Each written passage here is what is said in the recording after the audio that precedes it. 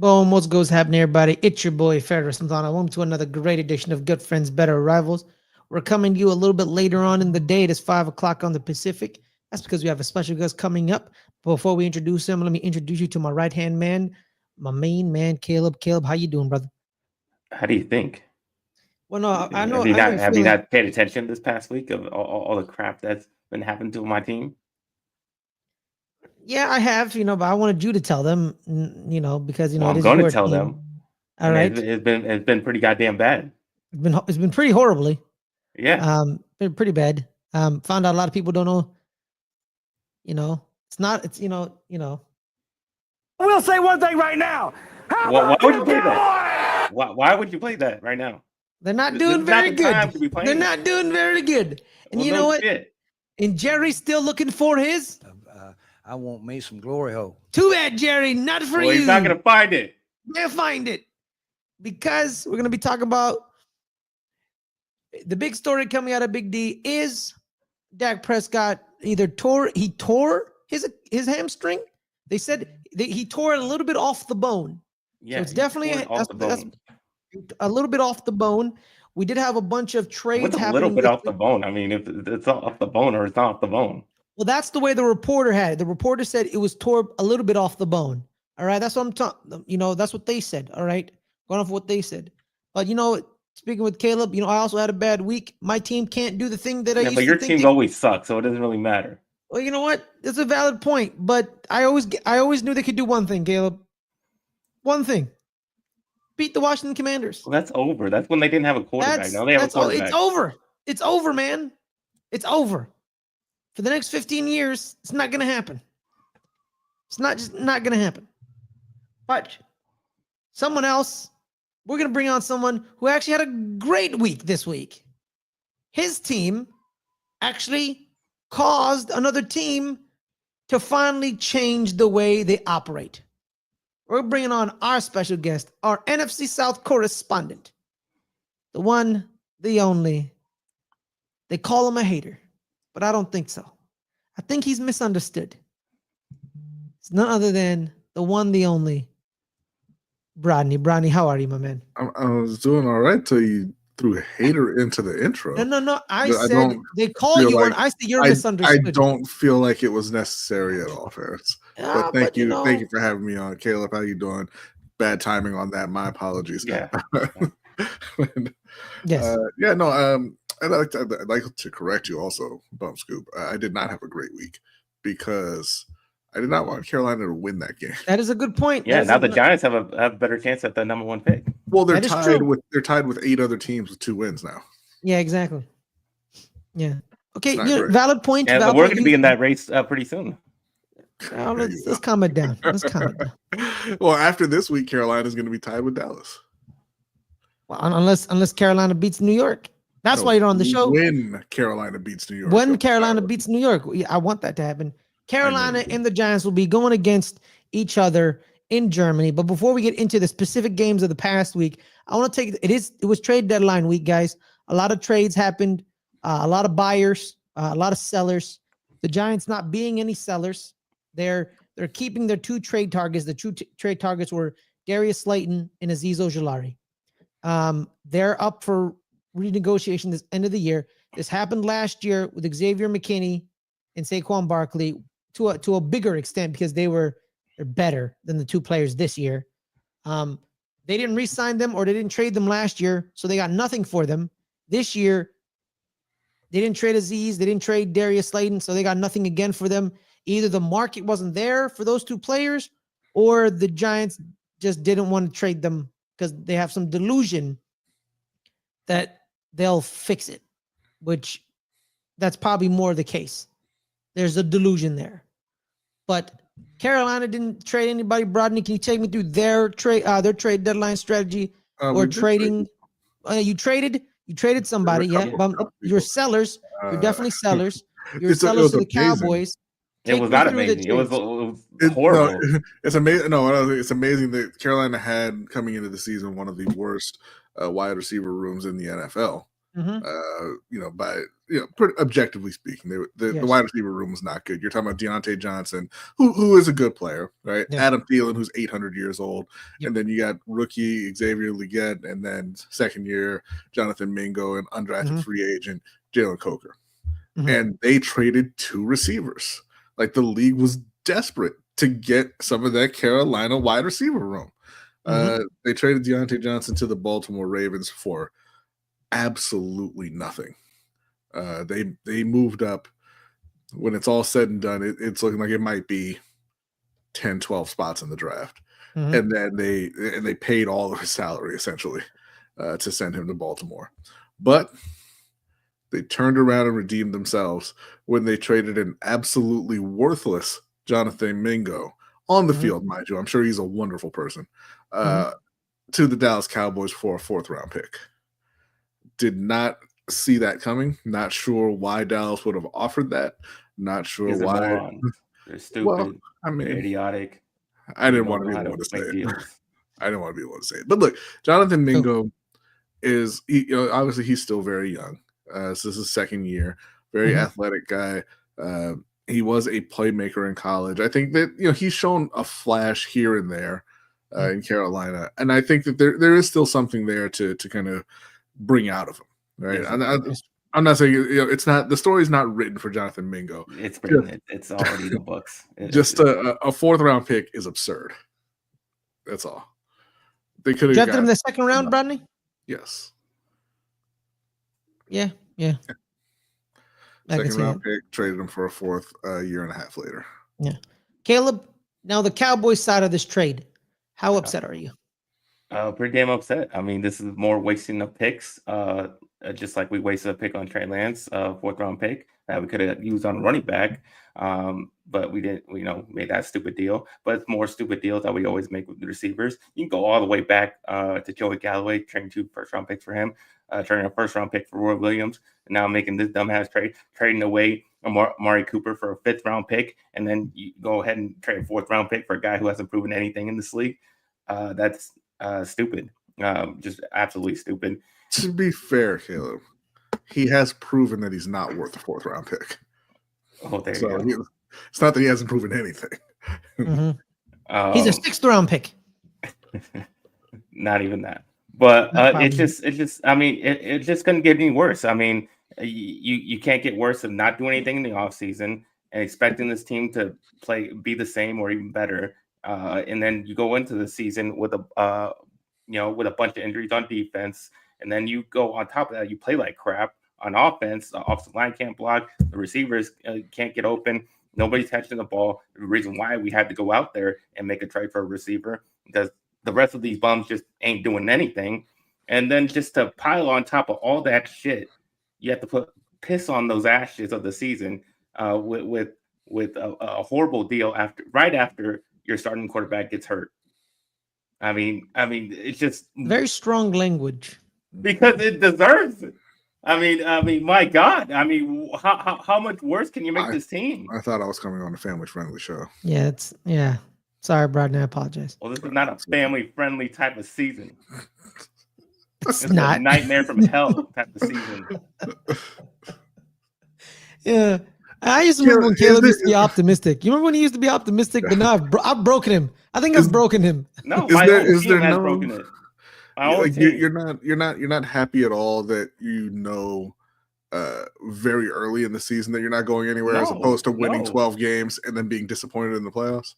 Well, this year was changed because before the season, I didn't expect us to do anything in the postseason, but at least I expect us to win games. So I finally saw the light. I finally. So I wasn't worried about the playoffs because I knew we weren't going to do anything. But at least I was hoping for some enjoyment throughout the season, and now I don't even have that. And I mean, I go with it every week by week and have my enjoyment of seeing my team win. I do get lots of enjoyment, and now I don't have that. Because they're not going to win 3 times. Yeah, and they're not going to win with Cooper Rush in there. Have some faith, man. The Giants won how many games with Tommy Cutlets? 3. One was a primetime game. That's the Giants. And that's the Giants. Something Cooper Rush, he can make something happen. He can, yeah, man. Y'all beat the Eagles with Cooper Rush once. No, we didn't. We lost. Oh, y'all lost that game. Yeah, he threw 3 interceptions against the Eagles. And just Okay. bump scooping it all Minnesota. Minnesota. You beat Minnesota. Yeah, we did. 17-13, I remember. That was when your defense was actually good because now it's not. You don't have that defense either. You know, Dan Quinn's gone. Yeah. Yeah. Oh my God, dude, your team sucks, man. Welcome to the Yeah, they do club, suck. bro. They caught Dak on camera saying, "Yeah, we suck," and he was goddamn correct that we suck. Like he sucks. Everybody sucks. Everybody just sucks. Like This is kind of more of a therapy session for all three of us. To be quite honest with you, we're not really doing a show. So if anyone else has any thoughts on their own team, just let it out right now, guys. I'm sorry. Go ahead. No, it just starts with the coach obviously not getting them prepared. If you're just going to look at this last Falcons game, just horrible coaching. And it's just like you see Dak doing what he can. He has some success going with these short passes. Mm-hmm. And he doesn't trust anybody. He doesn't trust anybody to run a good route. Doesn't trust anybody to catch a ball, because when he does throw a good ball, they drop it. Mm-hmm. They can't catch, and then the offensive line's not blocking. He doesn't trust the offensive line, so everything's quick, short, and we get a little bit success out of it. And then the defense plays like crap.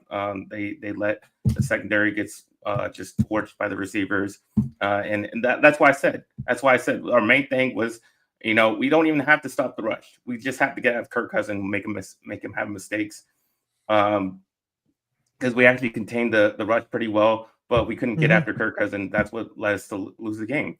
It's just horrible. It's just been horrible for us. Could have won that game. So, Brodny, due to the fact that you're an NFC South correspondent, what did you see from the Falcons and the Cowboys game that I think you picked the Falcons to win that week, right? Correct? Is that correct? Of course, I picked the Falcons to win that week, but okay. Well, what made you think that was a proper mindset? Because Dak Prescott and CeeDee Lamb are the only good players in Dallas right now, and honestly, Dak's not even playing that well. I mean, he's doing fine, but like he's not Lamar and Joe Burrowing it out there, So you have like Caleb was saying, a line that doesn't block. You don't have any running backs, which is mind blowing. When the reports are out there that Derrick Henry wanted to go to Dallas and they wouldn't even call him. Mm-hmm. You bring back Ezekiel Elliott, bring in Dalvin. I mean, we know these guys are completely done. So there's no run game there. Brandon Cook had a pretty good run game in this game because Rico Dagger actually did pretty well on just 12 carries. I mean, we just didn't run the ball. But I mean, just overall, like, and Brandon Cooks. I'm a big fan of Brandon Cooks, but I mean, he's a little bit older, and I think he's coming towards the end of it, and then he's out altogether at this point, right? And you don't have. Listen, I like an idiot. I drafted Jalen Tolbert in several leagues because he was just sitting there, and I read the summary, and they're like, "Oh man, he could be the number 3 in Dallas. He might end up being number 2. He's nothing. He's not anything." So and then you look at Atlanta. Obviously, I'm not a Kirk Cousins fan. I think Kirk is a bit of a fraud, but he is a better quarterback than what they've had in Atlanta recently.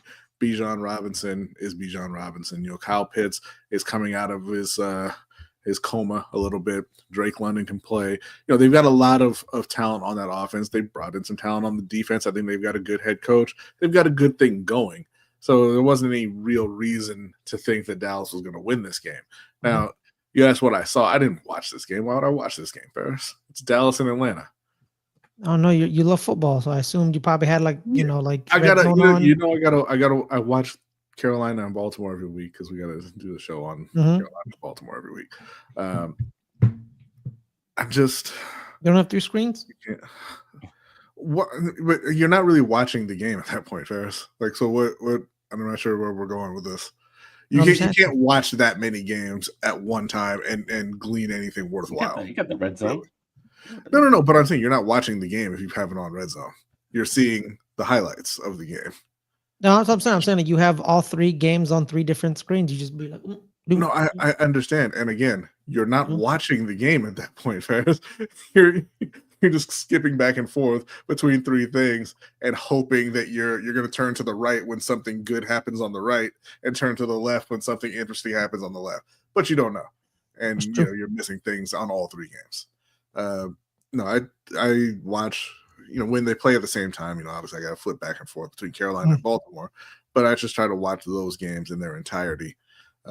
Usually Carolina bails me out on that. They're getting their ass kicked, well before the end of the game, so I can flip off of that. But it didn't happen this week though. No, they didn't. Got Dennis Allen fired. Bryce Young's a killer. Damn right, Coach Killer. Dennis Allen killed C.J. Stroud, mm-hmm. And he's coming for Brian Daboll this week and Daniel Jones. And he killed Frank Reich. I mean, Frank did that to himself a little bit, I believe. That's a good point. That's a good point. I do want to Leo in the chat. Shout out to you, Leo. What's going on? I want to mention one thing that I was upset about the Carolinas did this week. All right, hit me. And that was signing Chuba Hubbard to a $8 million a year extension, yes, 4-year, $33 million up to $37 million. Mm-hmm. And I'm very happy for Chuba Hubbard. He was a 4th round pick out of Oklahoma State. He was decent when he came in, and he's worked himself into being a good running back, right? He's, I believe, top 5 in yards right now, yards per carry, touchdowns. He's having a great season for Carolina. But I'm just like, you literally just drafted Jonathan Brooks in the 2nd round to be your running back. So now you're in a situation again. Have he played? Like, he hasn't Not played. yet. He's playing Sunday. This is going to be his debut because he was on the PUP list. So Carolina's put themselves in a situation again, like they've been in the past, where now you either have used a very high 2nd round pick, the first 2nd round pick, in fact. Well, actually, no, I think they traded back, but a very high 2nd round pick on a backup running back, or you have now paid $8 million a year to your backup running back. And there was no reason that you had to get this deal done right now before you even saw Jonathan Brooks. And so I'm like, hey, he makes his debut. And what if 3 weeks from now, he's just clearly the better player? You going to be happy with Chuba in the locker room at that point? Got him locked up. No, but again, you're not going to be happy because you're paying an insane amount for a backup running back. He's not going to be happy because he's no longer the starting running back. And I don't know. They're a poorly run team. They're a poorly managed team. They've always been that. And it doesn't look like Dan Morgan's off to a great start to his tenure. The only real positive, and I'm sorry, Caleb, was the Jonathan Mingo trade. That was the only thing that he's clearly won so far. But taking advantage of Steven. You didn't Jones. really have to try hard to win that. I mean, we just piss all over ourselves. Yeah. Okay, I have a question about that trade, right? Okay, so we talk about the power structure in Dallas a lot. And, there's Jerry, his son, and Will McClay. It's Jerry, Steven, and Will. It's pretty clear that Steven and Will do draft. Well, Steven does salary cap. He does salary. So is Jerry the one that does Jerry he's the trade guy. What direction we're going in. McClay does. Who would make this trade? Evaluate the players. Who do you think made the Jonathan Mingo trade? Well, it's Jerry. I mean, obviously. So it's Jerry. Yeah. Well, he sees how garbage our receivers are, and he says we need to go get a receiver. And he obviously trusts his guys, telling them like, okay, what receivers out there that we get. And then he'll make the final decision and like, okay, and he makes a dumb trade and overvalues them and gives them more than what they should. Fair conversation. But I think a lot of times in trades like this, what you see is the scouts or the GM remember a guy in the draft that they really liked that they did. But that's the thing. He's the GM that doesn't do any scout. He doesn't do any of that. Yeah, so but all the other GMs do. All the other GMs then. Watch tape on these guys. He doesn't do that. Some of them do. To your point, but they were hired because they know how to evaluate players because they came from scouting. A lot of the GMs did come from that. They were nowadays. But that doesn't mean they did a good job necessarily, right? Yeah, but at least they know how to evaluate what a good player and what not a good player. He has no idea about any of that. What if they were a bad scout? Let me counterpoint you on that because Scott Fitterer was the Carolina GM. Yeah, I'm not saying they hit all the time because obviously, but he never hit. He never hit. And then he traded 3 draft picks for Sam Darnold. He traded a pick for Baker Mayfield. Sam Darnold looks good right now. So I mean, he looks. But more to my point is the Jacksonville I forget the guy's name, but he was the head of like college scouting in Jacksonville for a period. He came to Carolina. Yeah, but at least he got fired in Jacksonville, right? But at least they get fired with their own evaluations. And no, not Fitterer. I'm saying like this guy got fired in Jacksonville. Carolina hires him, and he comes in. Now, but what I'm saying when GMs when they make the choices, it's because they're making the choice and they know it themselves are okay. They made the decision and they're going to get fired because they made it. No, Jerry has to rely on everybody else. This is the exact opposite. This is what I'm saying. Scott Fitterer is the GM, right? They hire this guy out of Jacksonville who was the head of their scouting. Now, there was a point in Jacksonville, I forget which year it was, but it was fairly recent. They had a top 10 pick. They used it on C.J. Henderson. They had another first-round pick. They used it on Caleb Von Chason. They had a high second-round pick. They used it on Laviska Shenault. This guy he gets fired because awful. He comes to Carolina and tells Scott Fitterer, man, trade that third-round pick for C.J. Henderson. Go sign Caleb Von Chason in free agency. Go get Laviska Shenault. And he does all three. Now, these are guys who we've seen in the NFL. You know, he drafted them personally and got fired in part because of it. And he goes to Carolina and tells the GM, hey, go get these three guys who got me fired at my last job and bring them in. And Scott's like, sure, man, whatever. You know, but again, those guys can get fired when they make horrible decisions. Oh, no. I get it. It sucks that Jerry can't get, because we're dealing with something similar in Carolina right now. Like David Tepper can't get fired. And he makes terrible decisions. This is like, left and right. I mean, at a rapid pace, like an unbelievable pace, he makes terrible decisions.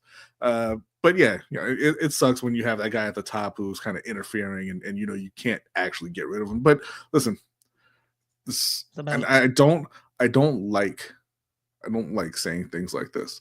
But we reference this a lot on Ring Kings when we talk about Bob Arum and how terrible he is at promoting certain fighters and how he doesn't really like to promote his black fighters. He probably doesn't have that long left. So look forward to that. Okay, he's not necessarily gonna sell the team. Which son's gonna take control? Well, Steven, obviously. Well, and what about the other son? What if it's a power struggle and the daughter? It's not gonna be a power struggle. It's gonna be Steven. You say that, then we haven't even. I don't even know what Jerry Jones Jr. looks like. Yeah. No, we said that when Pat Bowlen died. Oh, it's not going to be a power struggle. And then guess what happened? They had to sell the team. Well, they're not selling it. It's going to be Stevens. Well, the person who the team was left to didn't want it. No, she wanted it. I would know. I would. No, she got mad that John Elway was a part of the decision process, and she said that my dad was, he created this. It was called they did some leadership council. It was like Elway, a GM, and like someone else created a council. And she was like, why do you guys, and like one of the daughters, and the other daughter was like, why is this happening? This happened because you took advantage of dad during his Alzheimer's, and they battled over the team. The NFL then stepped in and said, either you figure out who gets the team or you're selling the team. And both daughters wanted the team and they wouldn't share it. And then the NFL was like, all right, you're selling it to the Walmarts. And that's what happened. Because one girl was backed by John Elway in this council, and the other daughter was backed by certain members of the family, and they fought over it. And the NFL was like, we're not having this. You're selling. And they sold it. I think I was thinking of a different team. Probably. Yeah. But regardless. Yeah. You would think that Jerry Jones would have a succession clear plan for succession for what is inevitably going to befall Jerry Jones here pretty soon. Yep. Yeah. But and listen, I can't even and possibly this is because I'm not a Cowboys fan, but like I from the outside looking in, I can't even be mad at Jerry because like he knows he's very old and he's desperate to win right now and he's doing whatever, right? He said, hey, I'm gonna try to make something happen right now because and he's not desperate enough to win in a different way than his own way. Like he's not desperate enough to win to get himself out of it and just let everybody else do their job. But nobody is gonna go against what they think is the right way. Right? Like if he believes, I don't think he thinks it's the right way. I think he just wants to take credit. I think you're wildly underestimating the arrogance and ego. But that's why of wealthy men. I do, But no, I honestly think he doesn't care. I just think he just wants the credit of making his decisions and taking the credit for making this team a Super Bowl champion from what his decision made, not just on anybody else. If that's what he wanted, to be honest, he could just let people make their decisions and then tell people it was his decision. Like, because what he's doing right now is obviously preventing them from winning. Right? Like, but he believes he's doing the right things. He believes trading that 4th round pick for Jonathan Mingo, he believes he got a steal. Yeah, he believes he or at the very least, he doesn't think that he got fleeced, which is what happened. Yeah. Well, right. Of course. We don't believe that. We don't believe that. He doesn't believe that. We believe that he doesn't believe that because he thinks his way or the highway is the right way. Like I said a couple weeks ago, I made the same thing where I told Caleb that he doesn't actually care about winning. He doesn't care. It's a perception of winning that he likes that keeps him, his wallet still packed up. I compared them to the Yankees, where the Yankees are like, we're gonna win a World Series, but really the owner told the GM, make us good enough where we make the playoffs and I get playoff gates and I get playoff game money and playoff tickets. But if you win a World Series, cool. If you don't, I don't really care. I don't. And trust me, Hal Steinbrenner looked at this year, was like, oh, we made the World Series. I got World Series gates. I got playoff gates. I'm the Yankees. We make more money this year than previous because we made it to the World Series. I'm fine. Unlike his father, who would look at this year and say, we're failures and we need to fix it. Same thing with Jerry. He's probably like, I got my Super Bowls. I'm gonna make them think I'm gonna get another Super Bowl. I'm gonna make them think that, but really, I want to be good enough. 12 wins every year, 11 wins every year, where we get a playoff game, where we win a lot of games, where we sell out the tickets, where we do all of that. We win a Super Bowl, fine, but really, I honestly just want the cash. That's my theory. I don't think he cares about winning. If that's the case, then there's not going to be any kind of turmoil. There's not going to be any tension. Because they are making the money. That's never changed, right? Nope. You look at we talk about this with Baltimore all the time. With Steve Bisciotti, John Harbaugh's been there a very long time, right? They won a Super Bowl in 2012. They haven't won anything since, right? And he's fine with John being there, know. And again, it wasn't until they looked like they were going downhill and weren't going to be that playoff team with Joe Flacco that year. That you kind of heard the talk about John Harbaugh getting fired. Then Lamar comes in and it's all good again, right? They literally looked at a wide receiver room that had James Prochet, Devin Duvernay, I think Tylan Wallace might have been there at that point. I think it was rookie year. And said that's good enough. These are our guys. Yeah, we have a top quarterback. We were in the playoffs. We're winning more than anybody else, and that's good enough. They looked at the O-line this year and they said, "Hey, I don't care that we have 3 guys who have never played in the NFL, any extensive snaps in the NFL. That's good enough." Right? Because they do just want to get there and have that, hey, we're winning a lot of games in the regular season. Fans are pretty happy, blah, blah, blah. I think like Jerry is not going to be out there. Jerry's upset. I believe he's upset. And I believe he's upset because he wants to win. He just doesn't know how to go about doing it. No, and he's flailing all around trying to make something happen. None of it's working, but he wants to win. No, I think he's upset because now the anti-Jerry people has gotten bigger over the years because now everybody's blaming him now. Now people are holding his holding his feet to the fire. Like that interview at 105.3, it wasn't even that tough of an interview. They just asked him about his decisions. And he's like, wait, no, you're supposed to be kiss asses. You shouldn't be asking me these questions. Right, but that's the thing. It wasn't a tough interview. Yeah. He's upset. He's irritated. His decisions has led to why we suck right now. Yeah, exactly. And he's like, if it was just about the money, if he just wanted to make the money, there's no reason for him to be upset because they're making the money. No, but he has to show the perception of upsetness because if you find out that if you find out he doesn't really care about winning, he just wants to make money. You cannot hold a billionaire's feet to the fire, Ferris. You can't. Unless they allow you to, and the only way that they allow you to is if they care about you don't show up. They care about the same thing that you care about. Caleb wants a Super Bowl, right? You want to be in the playoffs every year. You want to win a Super Bowl. If Jerry doesn't care about that, every year, I'll take but you want to win it, right? He wants my fan experience.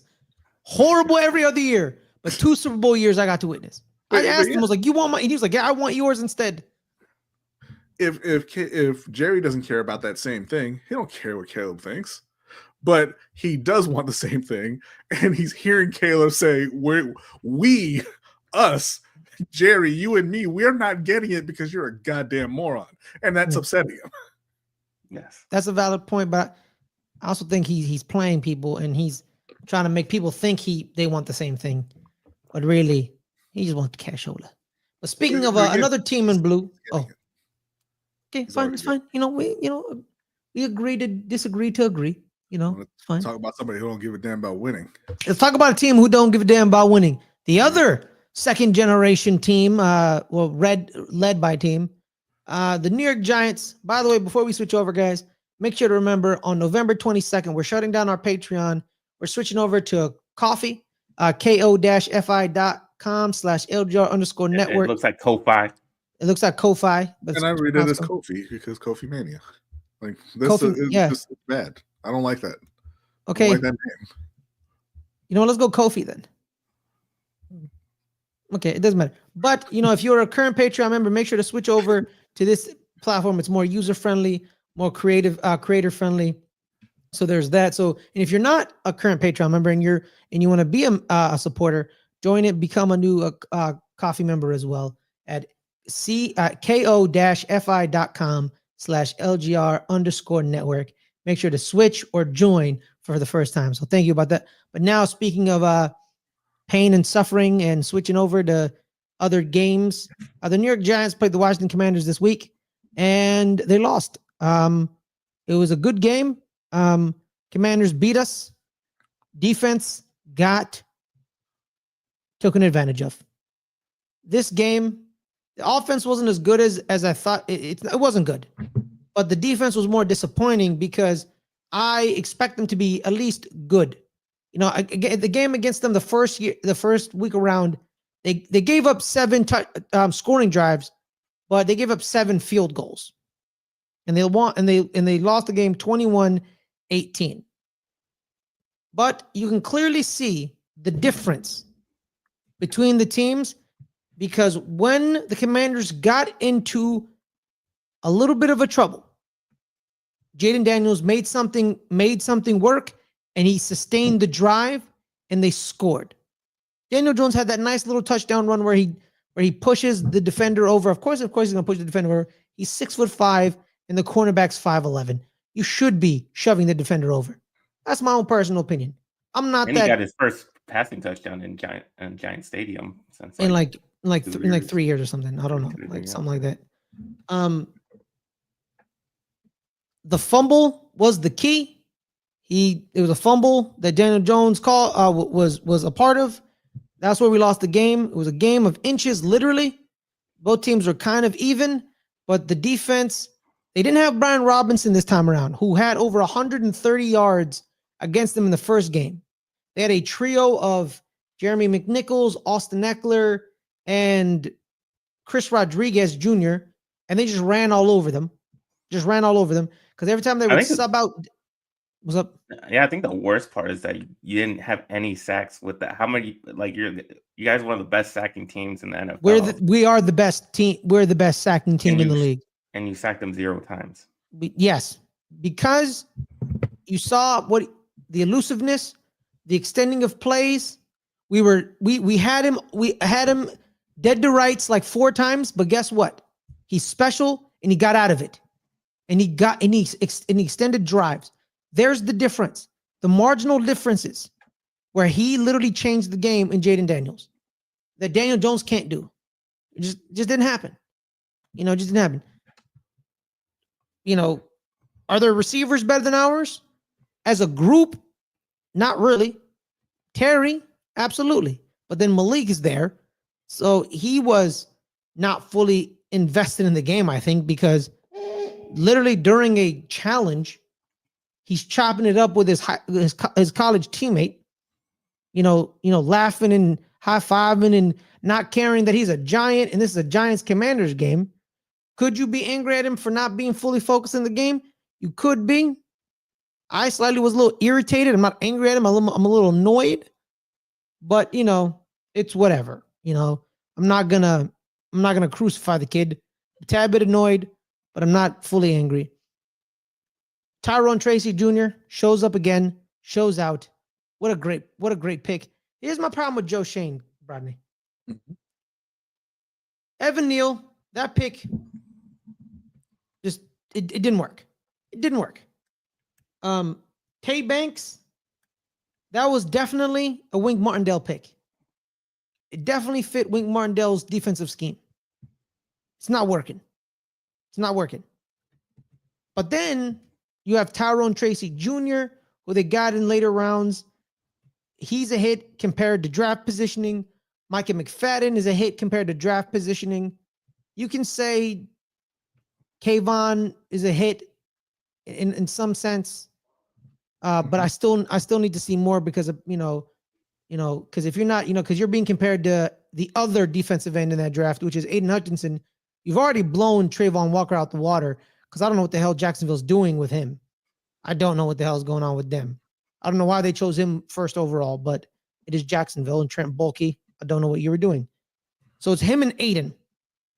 And every week, the entire NFL is like, look how great Aiden Hutchinson is. Look how he is. He's amazing, game changer.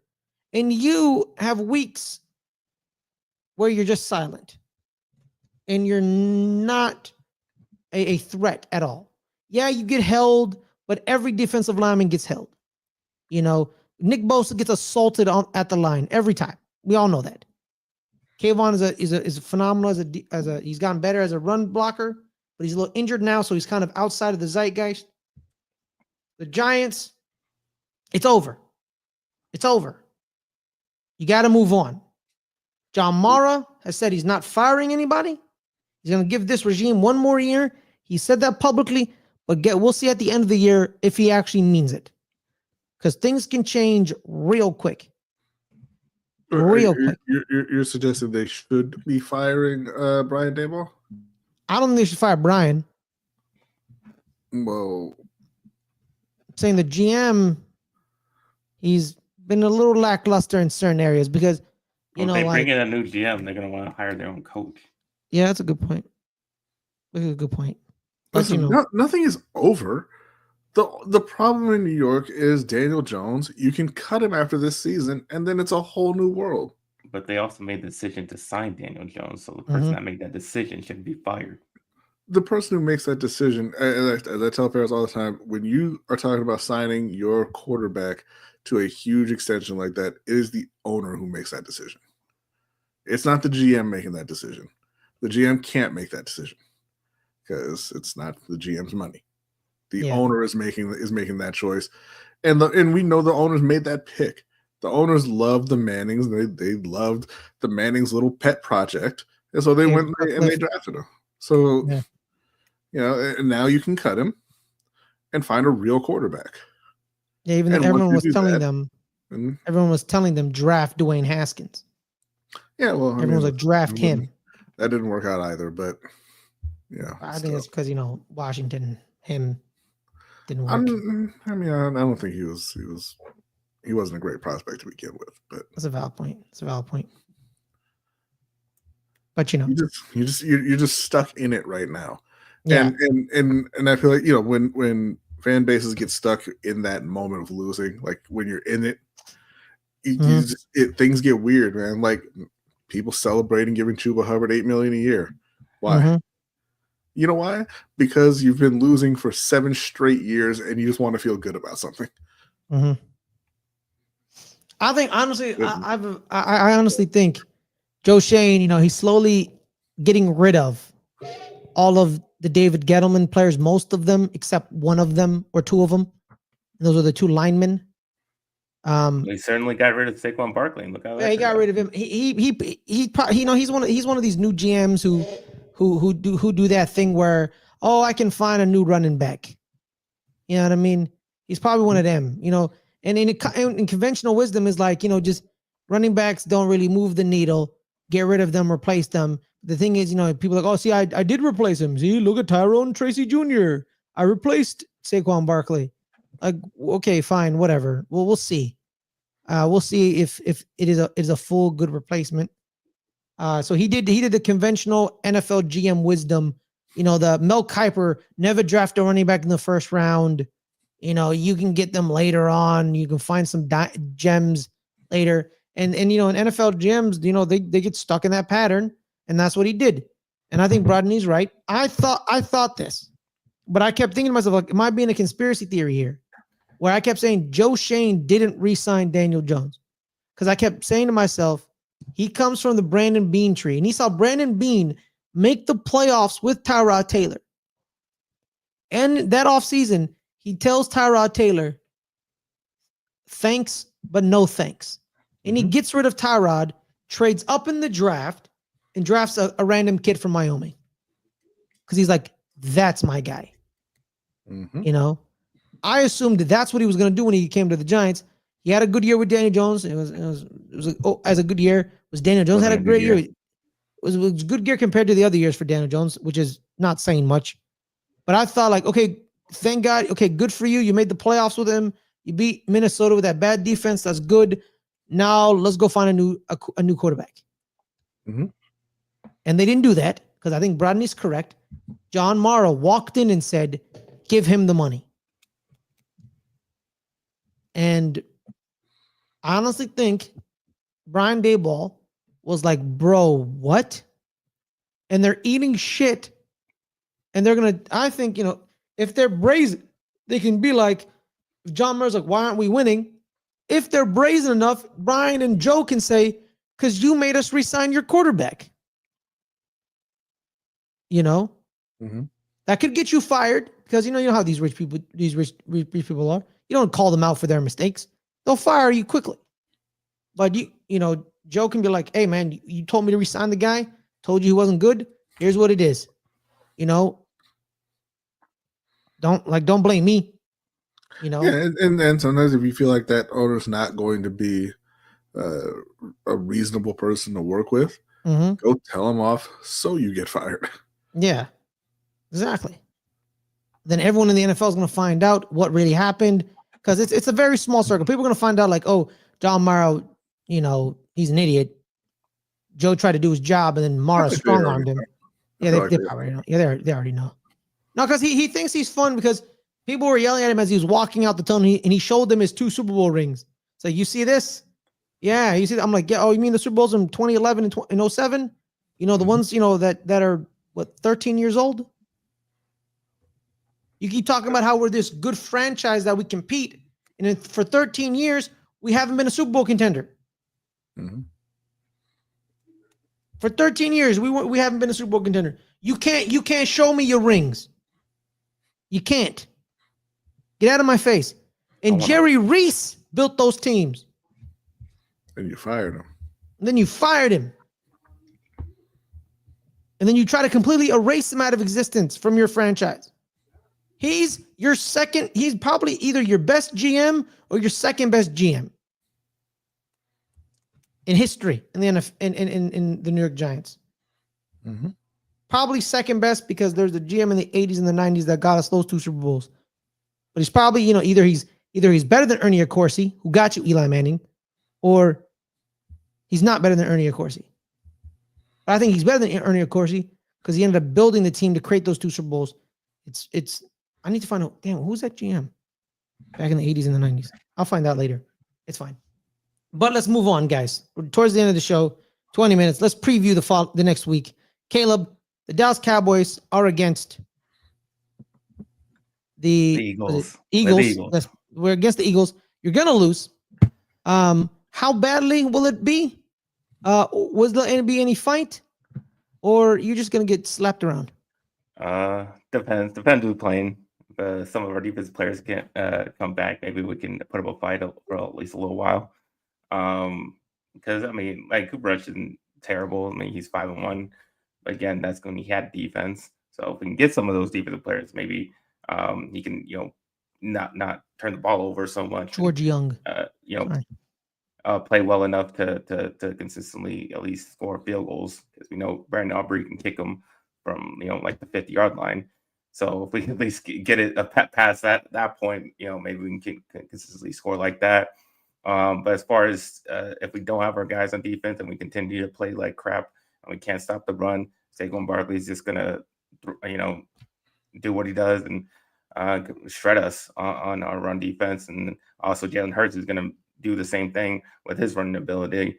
And it's just gonna be terrible. And then our defensive backs are still hurt, then they're obviously they have tons of receivers and they're gonna beat them all day. So yeah, it's not gonna look good. But I mean, I think we can, because you saw even as bad as Jacksonville was playing throughout the season, one mistake kind of turned that game and put him back in where they had a chance to win that game. So if we can make them have mistakes, and they've been having those type of mistakes throughout the season, if we can force them into something like that and something that game-changing play, we got a chance. But I just don't see that this can happen. Probably going to get beat down pretty badly, and it's probably going to be a 10 point win for the Eagles or more, obviously. So that's where I see it going. That was so sad, man. I'm sorry. Yeah, he was out here talking about best case scenario. Maybe we can knock in some 67-yard field goals. Yeah, I mean that's our best player, the kicker. So that was depressing. The Giants' best player was a kicker for a couple years. His name was Graham Gano. That was never true. That was actually true. A couple years ago, he was. Saquon Barkley didn't exist. Oh, he was injured. Saquon was injured. He's still on the team, bro. Yeah, but I'm talking about players who played. Dexter Lawrence wasn't there? I said offensive player. You said best player. Because Graham Gano doesn't play offense. Well, he scores points. He does. All right. I can be happier and say, the Eagles about to feel the rush. There you go. That's what I'm talking about. Yeah. Jalen Hurts a fraud, bro. Yeah. I'm gonna say one thing right now. How about them Cowboys? Yeah. Shut up, Jay. Thank you, Jay. Appreciate you, bro. You like that? You like that? No. Yes, we did. Kirk Cousins, good job on you. Brodny, we're going to Germany.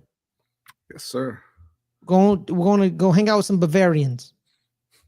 Probably get some Wiener Schnitzel, some Lederhosen. Probably chug some beer. Not me. I don't drink. I don't drink either, Ferris. Like, I don't know you where don't, we're going on this trip. You're not going to wake up in time for this game. Yes, I will. I'm actually calling this game because last week I missed the You're not going to wake game. up. You're not going to wake up. Yeah, I will. I believe in you, Ferris. Yeah, I will. I believe in you. Bro, I go to work at 4:30 in the morning. I can wake up at 6:30. I don't think you can. You have to wake up for work, though. Oh, yeah, that's a good point. All right, how about this, Caleb? Let's make a bet on it. Let's make a bet. Okay. Well, I mean, you can. No, I don't want to.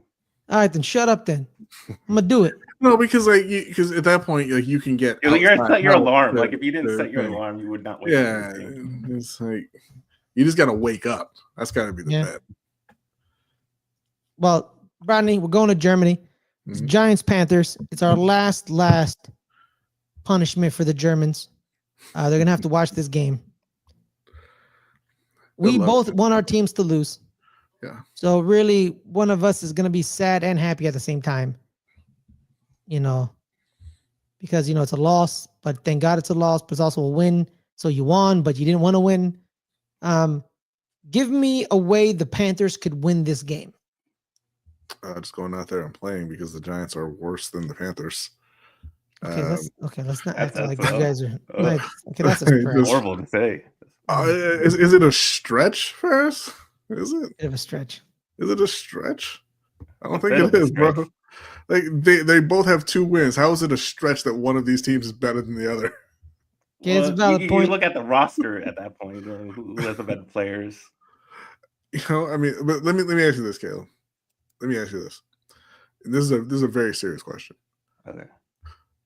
Who would you rather have, Daniel Jones or Bryce Young from the last 2 weeks? Bryce Young. That's what you just bring for the last 2 weeks. But that's what I'm saying. That's why it's a serious question, because just the last 2 weeks, Of Bryce Young or Daniel Jones? Who would you rather have? Daniel Jones. You're taking his whole career, Daniel Jones. Yeah, he's Daniel Jones. He is what he is. I mean, Daniel Jones got a playoff win. Okay. Is that your answer? Yeah, I'm gonna go with Daniel Jones. I really believe Daniel Jones is that much better than Bryce Young. Okay. Shakalaka. I'm taking the last 2 weeks of Bryce Young over what we've seen out of Daniel Jones for the entirety of his career, and I'm certainly taking it with when you have Chuba Hubbard behind him and adding Jonathan Brooks to it. Jatavian Sanders has started to come alive the last couple of weeks as well. They have a good offensive line. The defense is terrible. The defense is god awful. But I feel like, Shootout? huh? Shootout? She said shootout with the Giants and the Panthers. Yeah. No, Nah, you can't score. that's not a thing. Malik Neighbors, obviously, I mean, fantastic young player. But I would imagine that he's going up against J.C. Horn, and God help me if J.C. Horn doesn't shut down the rookie receiver, because I've been hearing for years about how great J.C. Horn is, and he better goddamn show up and prove it. All right. Malik Neighbors should not be a factor in this game as long as J.C. Horn is on the field. Now, reality is I know that Malik is probably going to beat J.C. Horn quite a bit. But for right now, we're assuming the veteran top 10 corner gets the better of the rookie receiver. And I'm expecting big things. I am actually legitimately expecting big things out of the run game this week. I think that Jonathan Brooks is ready to go. I think he's a very, very talented player. And I think the combination of him and Chuba is going to allow Bryce Young to continue his progression over the last couple of weeks and continue looking like, hey, maybe he could actually be an NFL quarterback. And I think that they're going to be too much for the Giants defense to deal with. I think Daniel Jones is going to miraculously give the Carolina Panthers at least 2 turnovers. And I'm just going to be sitting there like, how the hell did you do that? We're the Panthers, but he's Daniel Jones. Now let's flip it, Brodny. Where can the Giants win this game? Throwing the ball with Malik Neighbors. And getting Brian Burns to realize that it's a revenge game and that he's supposed to show up for those. That's true. If Kayvon and Brian Burns and Dexter Lawrence get their heads together and get on the same page, they can wreck the Carolina offensive line. And like I said, it's a good offensive line, but that's a great amount of talent in that front seven. And then you add in obviously Azeez Ojulari.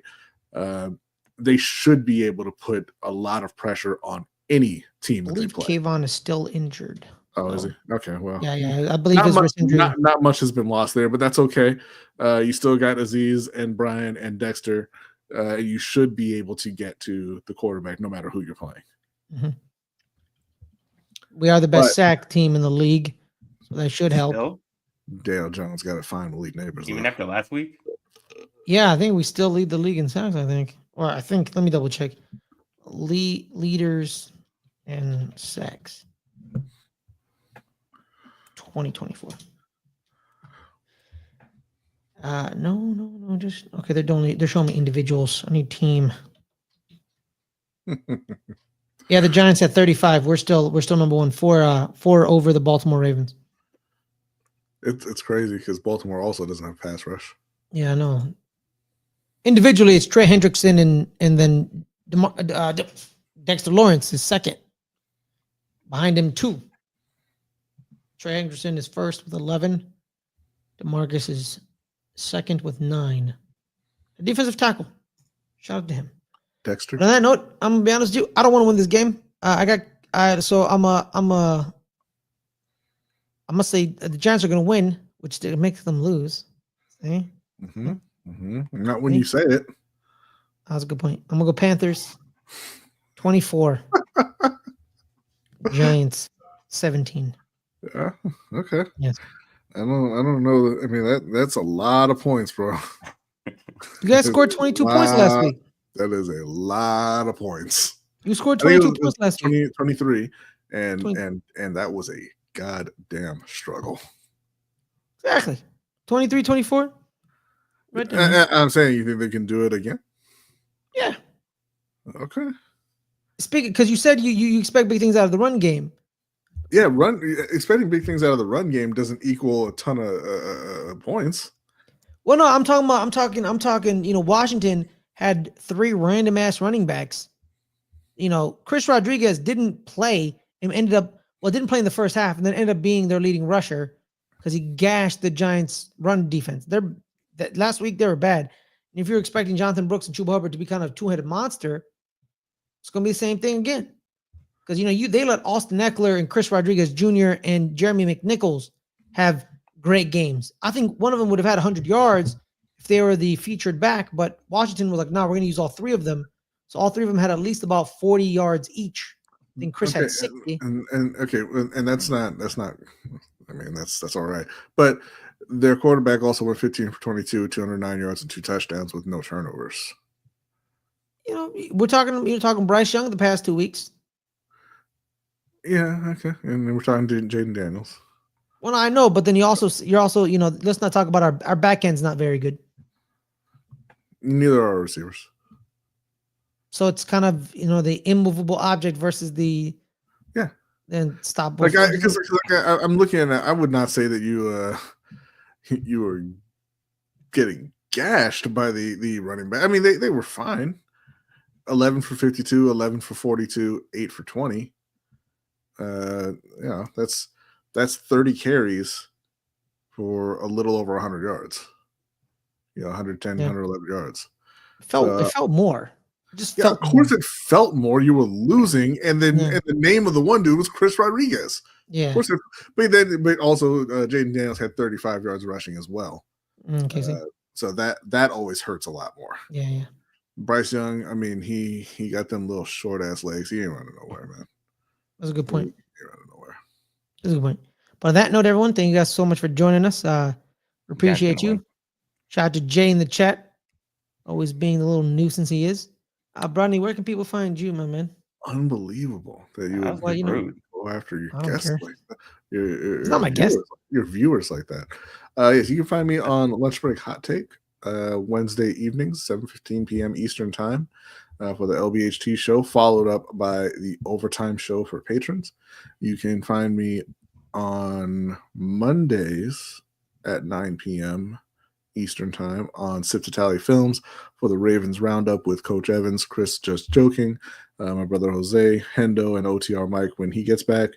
You can find me on Tuesdays over on Suge Knight 323 for the Steel Conspiracy along with Hendo. And man, you can find you all over YouTube on all types of shows. On Saturday, yes, tomorrow, we're looking at having a stream for patrons only, kind of a sneak peek of our new show. So if you're around, say 8:30, 9 o'clock Eastern Time tomorrow, we'll be posting in the morning. A link. No. Okay. We'll be posting a link, and you can kind of check out what we have in store and let us, give us any feedback. Let us know what you think of the new show and all that. But yes, Caleb, I'm going to be cutting back on some shows because there's too many. Well, to compliment Jay, 3 shows talking about the Ravens. I'm not a Ravens. That's fan. What I'm saying. I don't understand. No, I don't know why. I don't know why you do that. To compliment Jay, North Carolina has now taken the lead, 82-81 on Kansas. Wow, we got a 1-point lead. Congrats. Yes. Well, they were down by like 30. So I know that they were losing, but they're up by 1. Hooray! Okay. That's a good point. Caleb, where can people find you, my man? You can find me at NFLCaleb22 on Instagram and Twitter/X, and you can find me on this channel on Wednesdays at 8 o'clock doing betting the NFL. All we do on that channel is make you guys money. So the latest episode for our week 5 best bets of week number 10 is up right now on the channel. So go watch that if you like making money. All right, y'all. Shut up, Jay. Don't tell me what to do. All right. So, guys, my name is Ferris Muthana. You can find me every Friday. Usually, guys, last week I lied to you. I said we're going to go back to the 3 o'clock time slot, but that's probably not going to happen because we may ask Brodny on the show next week as well. Talk about either, we're both mad or both happy. Well, actually, one of us mad, one of us happy in a sense because one of our teams is going to win, unfortunately. So we may have to go back. We're going to probably do 5 o'clock next week as well. But we're gonna go back to 3 o'clock. We're gonna go back to 3 o'clock. Trust us. At one point. But on that note, you can find me here every Friday. Good Friends, Better Rivals. You can find me sometimes on Tuesdays at 5. Sometimes I sub in for Adelia on Starting 11, which is our world football show, soccer for our American viewers. We talk the English Premier League. All of our viewers are American viewers. Well, no, we're actually worldwide. We have some Canadians, some Swedish, some Switzerland, some Brazilian. Yeah, some Brazilians as well. He doesn't watch our show. Yeah, he does. Well, his By the people. way, Duke won by 42 today. Okay, it was Army. Just saying. Army. Yeah, you think Kansas is tougher than the Army? Yes. I didn't say more skilled, Ferris. I said tougher. That's a good point. You know what? I always find those games weird because like you have these kids who go to like like Kansas or like Oklahoma, and they're facing the service academy schools, and like these dudes are gonna go from football possibly to the battlefield, and you're like, thank you for your service, but also I need to like lay you out for this tackle real quick. You know what I mean? It always felt weird to me. Thank you for your service. Don't worry about thanking me for mine in a minute. Yeah, exactly. I'm sorry what's about to happen to you when you like lay out a wide receiver on a crossing route. You're like, why are y'all passing the ball? What is going on around here? But on that note, it doesn't matter. But I'm also on, the Rewatchers Council. That's Thursdays, 3 o'clock Pacific, live or pre-recorded. That's our Buffy the Vampire Slayer rewatch show. Me, Adelia, Snark. Snark's the Buffy the Vampire Slayer expert. Adelia's watched some of it. I have never watched Buffy, and we're going through our journey together on that one as well. But thank you guys so much for joining us. Have a wonderful day. What's up? I said your own little fellowship. Yes, our own little fellowship. Our Rewatchers Council, actually. Because, Buffy, the council, all that stuff. I've never seen Buffy. No, I found that out because her and her friends are called the council because that's the people who help the Slayer kill vampires. But that's not, I don't know why I'm adding more information to this. But more important, remember, guys, to like this video, subscribe to the channel. And more important, November 22nd, we're ending our Patreon. Current Patreon members, make sure to switch over to Coffee or Kofi, whatever you prefer, ko-fi.com/LGR_network. It is more user-friendly, more creator-friendly. It has tiers just like Patreon, 3, 5, 10, 15, 25. Pick the right tier for you. I only saw 3, 5, and 10. Huh? I only saw 3, 5, and 10 when I went on there. It should be 15 and 25. You hit more. I thought I don't know. Maybe I did something wrong. I did it. I went ahead and signed up while we were talking about that garbage ass Giants team. I wasn't trying to hear that. It was very fast, very easy. So head over to ko-fi.com and get signed up with Let's Get Ready Network /LGR_network. Thank you guys so much for joining us. Have a wonderful day, and we'll see you guys next week. Peace.